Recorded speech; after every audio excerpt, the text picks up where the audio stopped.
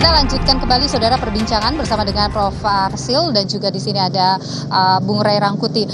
Yang sebenarnya begini, MK ini jadi sorotan publik luar biasa karena sebelumnya ada kasus terkait dengan Anwar Usman. Itu yang membuat publik benar-benar menyorot MK gitu dalam sidang kali ini.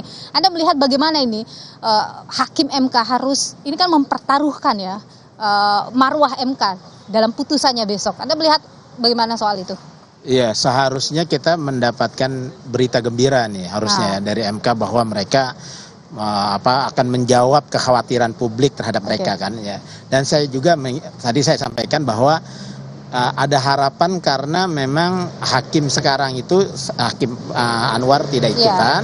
Ada 2 hakim baru ya, dan ada 3 hakim yang kemarin disenting di putusan 90 itu juga sekarang masih ada. Jadi saya kira mungkin kita akan dapat putusan yang bagus gitu harusnya. Dengan tidak adanya Anwar Usman misalnya itu akan menjadi angin segar? Iya, harusnya begitu. Dengan tidak adanya Pak Hakim Anwar yang sudah kena putusan MK itu, ya artinya putusan kekhawatiran kan semua pemohon itu mengkhawatirkan putusan 90 selalu dimention kan. Ya, betul. Ya, putusan 90 selalu dimention. Artinya itu menjadi momentum problem di pemilu kita kan di situ sebenarnya.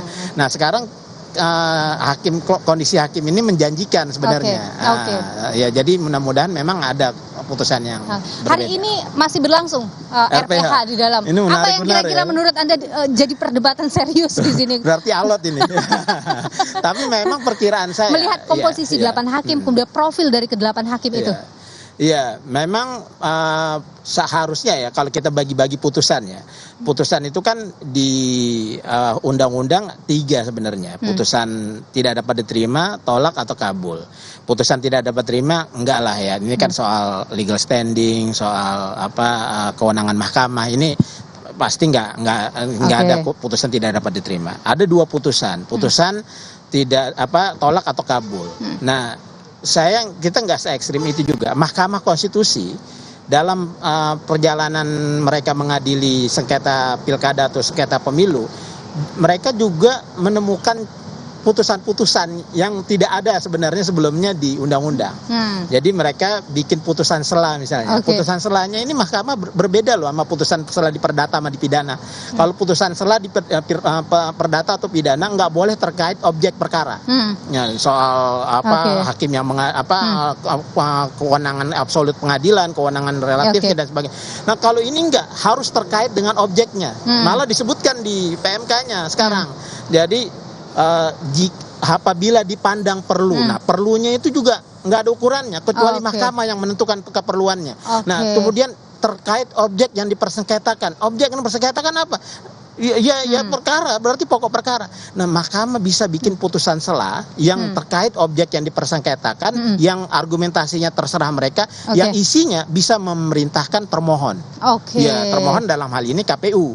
Ya, KPU atau pihak-pihak yang lain yang jadi disebutkan. bisa saja keputusannya ke sana ya. Bisanya memerintahkan sesuatu. KPU sesuatu. Tapi apa sesuatunya itu ya.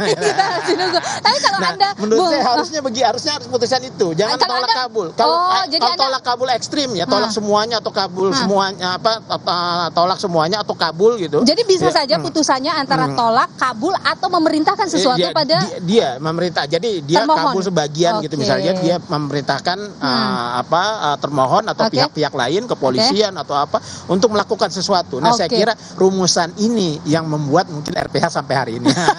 Jangan-jangan begitu ya. Ada Bung Ray sendiri bagaimana? Ini kan sekali lagi adalah marwah MK yang dipertaruhkan dalam putusan besok. Anda melihat akan seperti apa ini atau melihat komposisi hakim, profil dari para hakim, Anda optimis? Iya, saya nggak bisa mengatakan optimis atau tidak ya kan. Tapi betul kalau melihat beberapa putusan hakim pasca Anwar Usman gitu ya, relatif agak maju gitu. Misalnya kan salah satunya mereka menerima soal hilangnya parliamentary threshold gitu. Itu udah berulang kali kan diuji oleh orang dan setelah Paman Usman nggak ada malah diterima oleh mereka gitu. Nah, oleh karena itu pada tingkat tertentu saya sih optimis kalau lihat yang kayak begituan. Artinya semangat di Mahkamah Konstitusi ini adalah semangat untuk kembali secara kuat ya untuk dua hal tuh, mengarus utama kepentingan publik dan yang kedua adalah penghormatan terhadap konstitusi gitu. Bahwa hakim Mahkamah Konstitusi sampai sekarang tidak mempersoalkan legal standing, tidak mempersoalkan selisih suara gitu-gitu. Jadi itu jadi Itu hal memberi berani memanggil para menteri kaitannya dengan bansos gitu. Artinya memang mereka tidak lagi sedang memperdebatkan selisih suara itu tadi gitu loh. Perolehan suara itu tidak. Yang mereka mau uji itu adalah sesuai dengan pokok dasar kewajiban kewenangan mereka atau apa? Apakah satu keputusan tindakan dari pejabat negara itu bertentangan dengan konstitusi atau tidak? Dalam hal ini pemilu kan? Apakah pemilu yang dilaksanakan oleh kita itu berkesesuaian dengan konstitusi atau tidak? Khususnya di poin jujur dan adil. Apakah bansos misalnya yang dibagikan dalam kurun waktu 3 bulan terakhir ini itu bisa disebut adil dalam pemilu?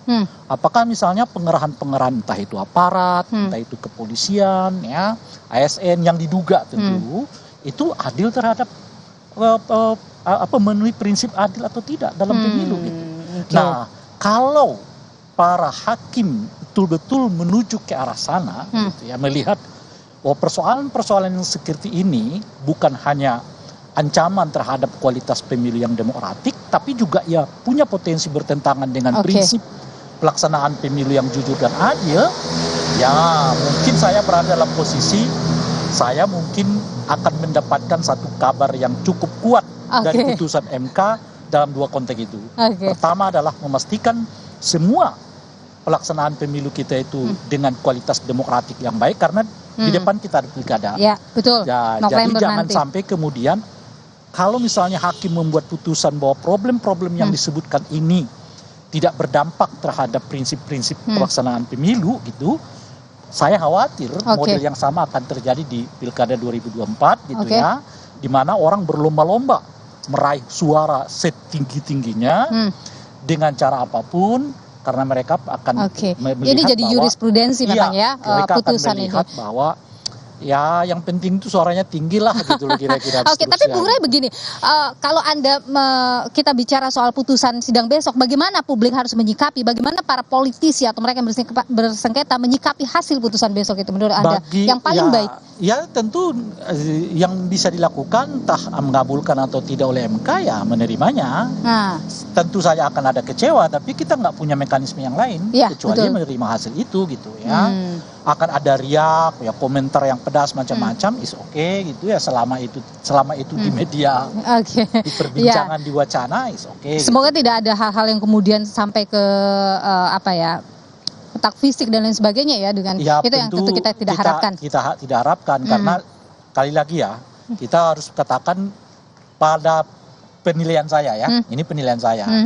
Inilah sengketa pilpres yang menurut saya paling berkualitas. Sepanjang yang kita lakukan ya. Ini yang paling berkualitas. 2009 sampai dengan 2014, 2019. Sengketa ini menurut saya yang paling mencerdaskan tanda kutip ya. Baik. Gitu.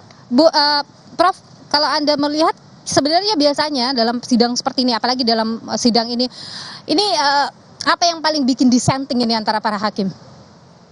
Ya, kalau saya lihat ini sih potensi dissentingnya sih tetap tinggi ya. Jadi karena yang diinterpretasi tuh nggak sederhana. Kalau soal angka-angka itu kan sederhana aja, perhitungan mana yang benar, maka orang kemungkinan dissenting lebih kecil. Nah, maka kalau ini kan ada konten opini di situ. Nah, jadi seperti juga persidangan PUU, pengujian undang-undang, ada pihak-pihak dissenting. Nah, kalau yang di sini kemungkinan dissentingnya juga menjadi lebih tinggi. Baik. Kita akan tunggu besok ini beberapa jam menuju pembacaan sidang putusan. Ini besok rencananya jam 9. Dan akan live juga di Kompas TV. Masyarakat juga bisa menonton langsung melalui live streaming. Terima kasih Prof. Fitra Arsil. Terima kasih juga Bung Ray Rangkuti. Sekali lagi, kalau ini adalah sidang yang paling berkualitas, kita tentu nantikan hasilnya juga putusan yang berkualitas. Terima kasih Bapak-Bapak. Saudara, kami masih akan kembali dengan informasi lain, yakni Timnas U23 akan hadapi Yordania dalam laga penentuan lolos ke 8 besar ajang Piala Asia untuk bisa menyusul Qatar yang lebih dulu lolos fase grup. Perbincangannya akan hadir usai jeda bersama rekan saya Cynthia Rompas hanya di Kompas Petang.